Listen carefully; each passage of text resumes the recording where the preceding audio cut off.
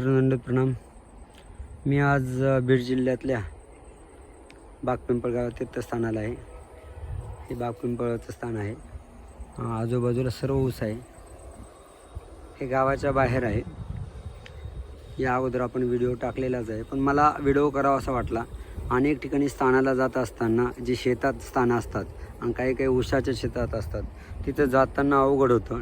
म्हणून या शेतकरी मावशी इथं होत्या, त्यांना मी नमन केलं. त्यांना म्हटलं, धन्यवाद मावशी, एवढा मोठा रस्ता देवाकडे जाण्यासाठी ठेवला.